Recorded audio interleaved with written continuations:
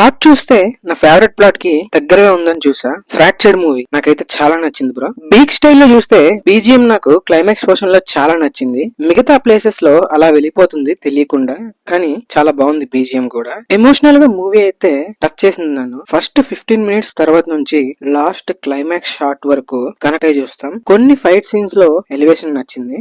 Story plot విషయానికి వస్తే lab test కోసం హీరో వాళ్ళ వైఫ్ ని తన కూతుర్ని హాస్పిటల్ వారు వేరే ప్లేస్ కి తీసుకెళ్లి చాలా సేపటికి రాకపోయేసరికి హీరో ఏం చేశాడు తన ఫ్యామిలీని కాపాడుకోవడం కోసం అనేది ప్లాట్. కానీ ఇక్కడ స్క్రీన్ ప్లే ట్విస్ట్ ఉంటది.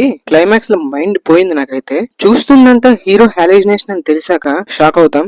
క్లైమాక్స్ వరకు హీరో క్యారెక్టర్ చెప్పిందే నిజం అనుకుంటాం. వేరే క్యారెక్టర్స్ డైలాగ్స్ తో ప్రొటాగనిస్ట్ ని కన్విన్స్ చేసినప్పుడు మనం కూడా ఆల్మోస్ట్ కన్విన్స్ అవుతాం. అంత గ్రిప్పింగ్ గా ఉంది స్క్రీన్ ప్లే. శామ్ వర్తింగ్టన్ అదే బ్రో మన అవతార్ మూవీ జేక్ సుల్లి. ఈ మూవీలో కూడా యాక్టింగ్ చాలా బాగా చేశారు. కొంచెం మూవీ చూడడం లేట్ అయినా బీక్స్ వర్తి మూవీ చూసా. సాటిస్ఫైడ్ నేనైతే. నెక్స్ట్ బీక్స్ హంట్ తో మళ్ళీ కలుద్దాం. వీలైతే లైక్ అండ్ సబ్స్క్రైబ్ చేసి ఫ్రెండ్స్ కి షేర్ చేయండి. మంచి మూవీ ఎవరు మిస్ అవ్వకూడదు.